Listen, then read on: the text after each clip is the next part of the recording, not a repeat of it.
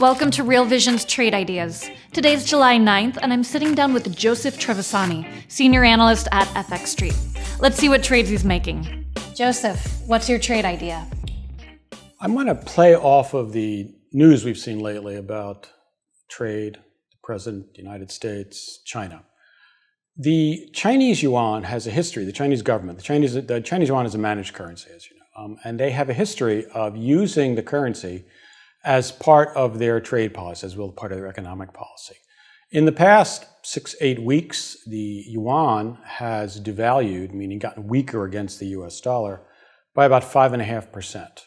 Since the Chinese yuan is a managed currency, this is most assuredly part of the Chinese both trade policy and economic policy. The question is, how do we take advantage of this?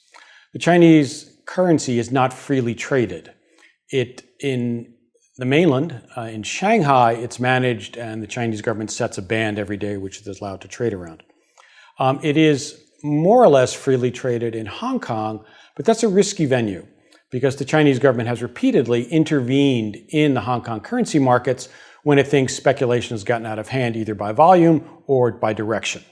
So the question is, how do you trade a basically non-tradable currency? And what you do is you take a position in a proxy currency, meaning a currency that moves pretty much along with the way the Chinese yuan goes. And the two that I chose are also proxies for economic positions with China, meaning that they work as substitutes for Chinese exports, Chinese export manufacture, and that's the Indonesian rupiah and the Malaysian ringgit. I would go short in both of them, long the dollar. Okay, so let's first start out, before we get into how you would go short those, Sure. Let's start out with some of the trade tensions. Right. What do you see going on there? How do you see this playing out in China? Who gets hurt the most? That, I suppose, depends on some degree, if you look at the media, as to who you read and some of the political biases that go into it. When you look at it rationally, though, I think the size of the trade deficit with China, whether you take the American figure, which is about $380 billion, or the Chinese figure, which is about $100 billion less, tells you where the risk lies. If there is a pronounced, unbalanced trade arrangement, trade deal with one country, then the country that has the benefit, that would be China at the moment, even if you don't view it in mercantilist trades terms, which I'm trying not to, is the one that has the most at risk. So in that case, the Chinese, I think, have far more at risk, both economically, more of their economy depends on trade with the United States, much more than the United States, too, I think, politically. The potential repercussions within China from a serious drop in manufacturing and manufacturing export, I think, are probably much riskier for the Chinese government than anything that could happen here in the United States. So I say the risk is on the Chinese side for this. Do you see the Chinese potentially putting a ban or a stop to the devaluation of its currency? I mean, because you mentioned it is a managed currency, Right. They don't want it to weaken too much. I don't for the time being. Now, sort of a way of looking at this is what happened right after in 2008 in the financial crisis. The Chinese currency had been appreciating for about 4 years at that point. When the financial crisis hit, it stopped and did nothing for 2 years. Now that is telling you what the Chinese government is willing to do and how it views the contribution of the yuan to its economic life, to its economic benefits. So right now, I think there are two things driving the yuan devaluation. One, obviously, a yuan devaluation makes Chinese exports more inexpensive, cheaper here in the United States, and U.S. exports more expensive in China. So that assists the trade balance in that way. But in addition, because I view the eventual negotiation of this as one which will improve the trade benefits or the trade balance vis-a-vis the United States as opposed to China, because they have a much greater trade balance at the moment, a much greater trade surplus, that whatever the agreement is when it is negotiated, and I feel that it will, the new level will put China at some disadvantage vis-a-vis where it is now. So if the yuan is at a weaker level at that point, it will help mitigate some of that trade change that I think is coming.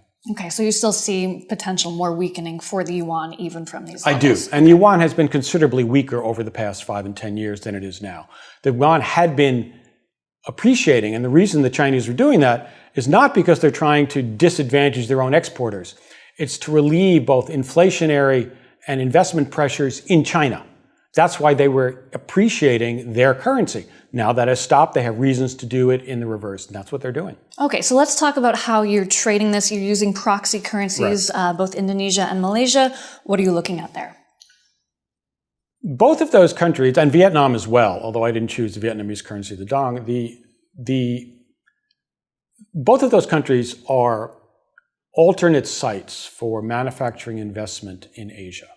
If you want to move your manufacturing plant to Asia, and for some reason you don't want to move it to China or you want to move it out of China, and this has been happening, you will move it to places like Indonesia, Malaysia, or Vietnam.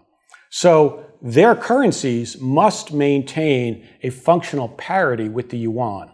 In other words, if China devalues its currency, which it has been doing, 5.5%, I said in the past couple of months, then unless the ringgit and the rupiah, or the dong, are devalued to a similar amount, they start to lose trade efficiency vis-a-vis the Chinese manufacturers. So they must, by economic reality, maintain the same type of level with the United States dollar, the preeminent world trade currency. So I think that's why there's going to be continued pressure. As long as the Chinese devalue the yuan, the ringgit and the rupiah will devalue along with it.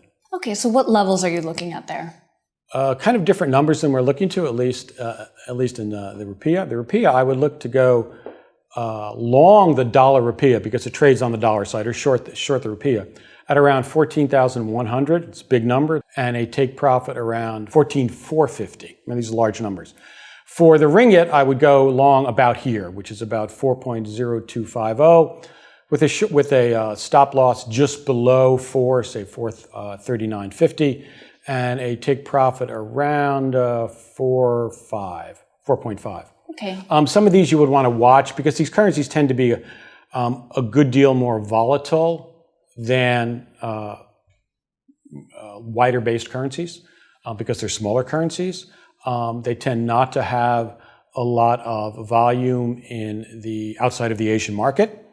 So you need to give the stops and the profits a little bit wider band. Okay. And what's your time horizon here? 3 months on this one. Okay.